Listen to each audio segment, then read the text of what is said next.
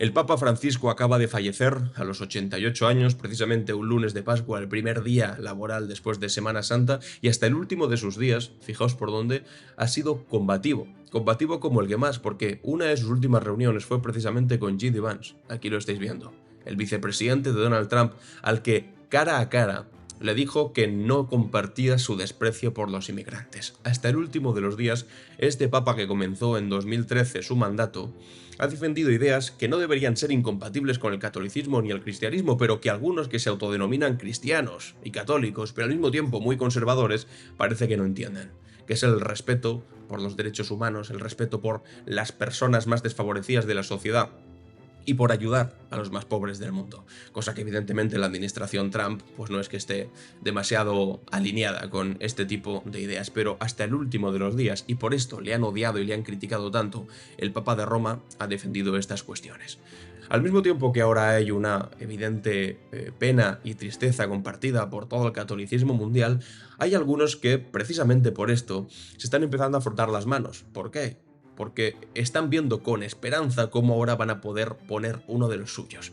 Después de una época de algo más de 10 años en las que han visto cómo la Iglesia Católica se convertía en algo parecido al comunismo, es decir, exageraciones típicas de la gente que no soporta que haya ideas progresistas al frente de instituciones tan clásicas y a veces tan conservadoras como la Iglesia Católica, ahora van a intentar imponer su visión. En este vídeo vamos a ver, para empezar, todas estas ideas de defensa de los más vulnerables, de los más desprotegidos, de la inmigración, de los niños, por parte de este papa, y vamos a ver también esa otra parte un poco más oscura de gente que ahora va a empezar a empujar, y muy fuerte, para intentar llevar la Iglesia Católica, que se había convertido casi en un dique de contención contra el autoritarismo, el auge del autoritarismo declarado que está habiendo en el mundo, en medio de del drama de las migraciones y de las muertes entre los migrantes que cruzaban el Mediterráneo y todo este tipo de cuestiones, después de estos años, que van a intentar revertirlo todo de la manera más rápida e incluso brutal posible. Pero antes de nada, vamos a la información más pura, más dura, más cruda, que es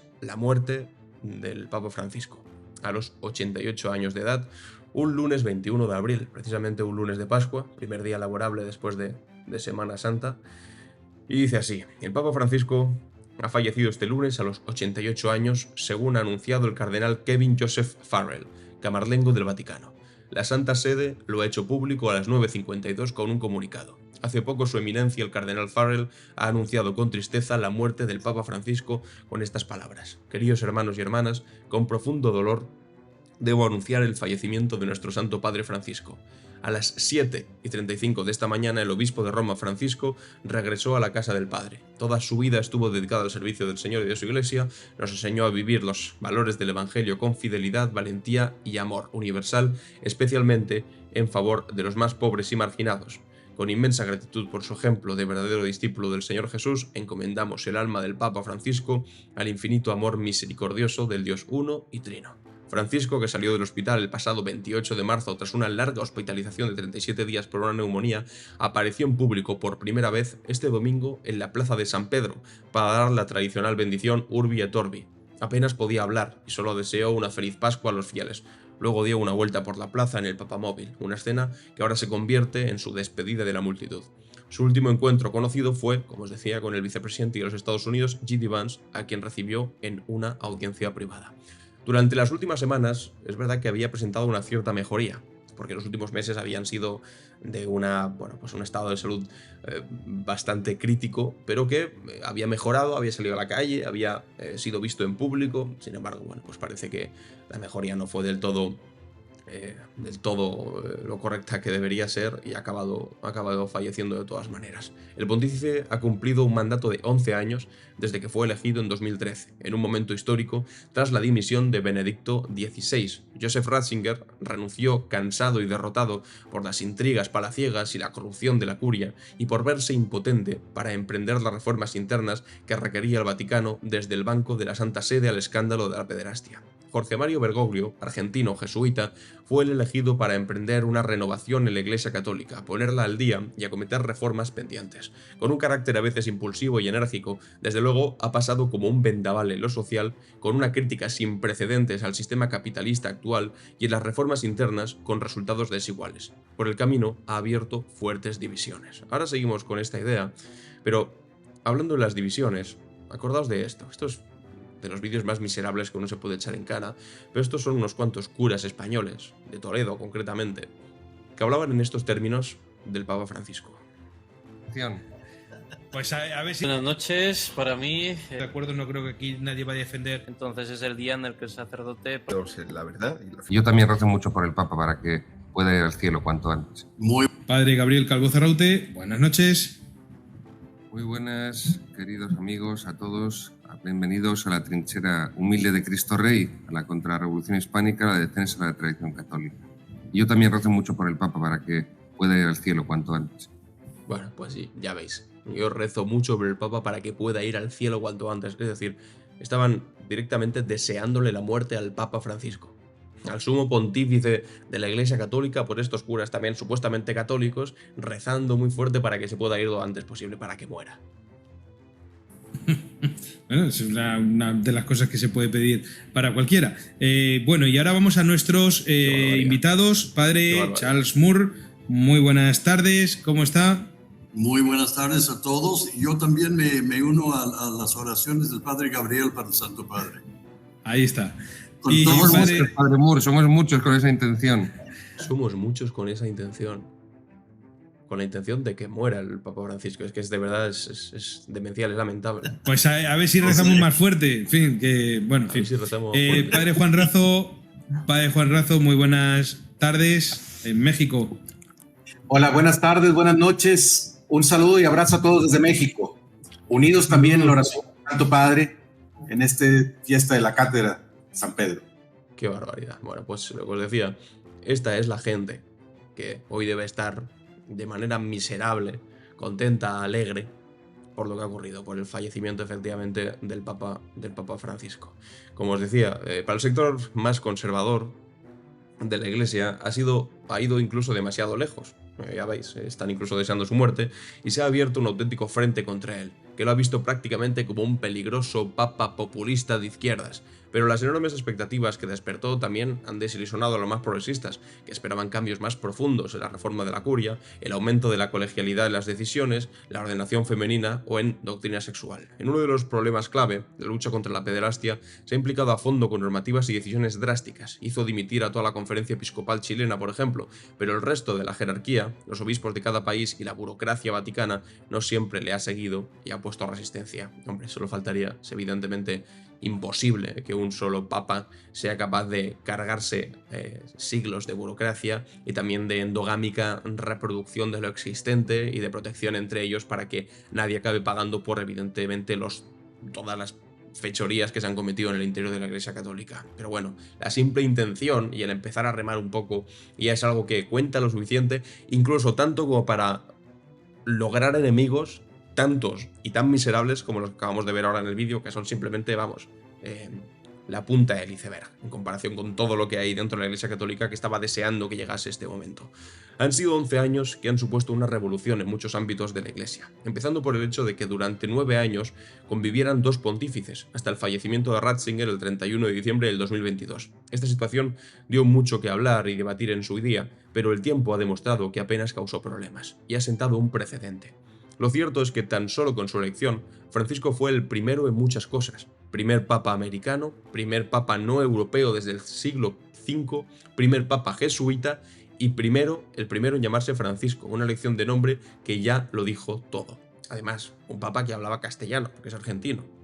Ningún pontífice antes se había atrevido a llamarse como un santo radical que se enfrentó a la pompa vaticana y dedicó su vida a los pobres. Lo eligió por las palabras que le dijo el cardenal brasileño Claudio Gomes al abrazarle tras su elección como pontífice. No te olvides de los pobres. Francisco no lo ha hecho. Y también ha sido alérgico a los usos y costumbres tradicionales de los papas, buscando la sencillez y el trato directo. Jorge Mario Bergoglio, descendiente de inmigrantes italianos piamonteses, nacido en Buenos Aires en 1936, en una familia humilde del barrio de Flores, se licenció en química, luego en filosofía y entró en los jesuitas en 1958. Fue provincial de la Orden Argentina entre el 73 y el 79 durante la dictadura militar y desde su cargo ayudó a huir a varios perseguidos políticos. Esta experiencia marcó su visión política como el hecho de ser hijo de inmigrantes y su entusiasmo juvenil por el peronismo. Es decir, una militancia, o por lo menos cercanía política al peronismo en su juventud, una realidad durísima como es la de conocer, no solamente por tu familia, sino por todo el mundo que te rodea, que es la inmigración, entendida no como algo perverso que quiere acabar con países, sino como la simple búsqueda de una prosperidad material inmediata para personas que lo están pasando mal o que están sufriendo. Eso te lleva y te construye a ser pues de una determinada forma, y evidentemente pues bueno, esa biografía la ha llevado ahora que cuando pues habla de los inmigrantes que cruzan el Mediterráneo o que cogen un cayuco, o aquellos que cruzan la frontera para intentar meterse en los Estados Unidos, pues verlo con cierta empatía, que por otro lado tampoco haría falta tener esa biografía histórica personal para tener esa empatía por esas personas que están en el momento más duro de su vida, en los escalones más bajos de la sociedad, sino que cualquier católico, cualquier cristiano, siguiendo el ejemplo de Jesucristo, debería comprar ese tipo de emoción, de acercarse a los más desfavorecidos. Sin embargo, pues es cierto que al mismo tiempo hay esa ideología de ultraderecha siempre presente en la derecha católica. En España lo sabemos perfectamente con nuestro nacionalcatolicismo, que se vistió nuestra ideología política imperante durante los años de la dictadura de ese catolicismo superfluo, y lo digo superfluo porque era simplemente en temas de pompa y en temas de espacios simbólicos y de rezos constantes y de toda esa ideología católica, pero que no iba a la profundidad del discurso católico, que a Jesucristo, si lo hubiesen visto en el día de hoy, lo habrían llamado comunista radical. ¿Cómo te atreves a decir que los ricos no entrarán en el mundo, en el reino de los cielos? ¿Cómo te atreves a quitar a los mercaderes del templo? ¿Cómo te atreves a decir que los pobres son los que deberían recibir toda tu atención? Y no como un asunto de simple caridad, sino como algo sistemático, de ponerlos en el centro y darles toda atención. Que bueno, pues esto que parece bastante sentido común. Sin embargo, la Iglesia Católica es cierto que cuando llegó este papa no era precisamente la ideología imperante, y ahora muchos van a intentar hacer lo imposible para que tampoco lo vuelva a ser nunca más. Sin embargo, luego fue relegado unos años dentro de la compañía, un periodo que él mismo definió como oscuro, hasta que en 1992 fue nombrado obispo auxiliar de Buenos Aires por Juan Pablo II. A partir de entonces, su figura crece. Fue cardenal en 2001, hasta el punto de que en 2005, tras la muerte de Wojtyła, era un papable claro, y ya fue uno de los más votados en el cónclave. Finalmente fue elegido Benedicto XVI, una solución de continuidad tras el largo pontificado de Juan Pablo II, pues el rumbo era incierto. La dimisión de Ratzinger entonces volvió a poner a la Iglesia en la misma tesitura, y en esta ocasión Bergoglio fue elegido rápidamente. Tenía 76 años y se intuía ya que su pontificado sería breve, pero se buscaba un periodo de ímpetu reformador. La revolución de Francisco se tradujo principalmente en lo social y en su abierta crítica a los excesos del sistema económico actual, la más directa de un pontífice hasta ahora. Con una especial preocupación por la ecología y el cambio climático, un asunto al que le dedicó nada menos que su primera encíclica, Laudato Si, en 2015, la anterior Lumen Fidei de 2013 era en realidad una que había dejado a medias Benedicto XVI y el completo, incidió aún más en su crítica en la siguiente Hermanos Todos, Fratelli Tutti, que arremetía contra el neoliberalismo y el populismo. La cuarta y última, Nos amó, fue la más teológica y espiritual, una llamada a actuar con el corazón más allá de la lógica del dinero y de la frialdad de los algoritmos. O sea, un papa muy consciente de los riesgos que tiene este siglo XXI, desde el cambio climático, desde la crisis climática, también hasta el auge de los populismos, en medio de, bueno, pues todas las victorias de Donald Trump, de Bolsonaro, en Italia concretamente acaba de ganar también Giorgia Meloni, el auge de los populismos de extrema derecha en toda Europa.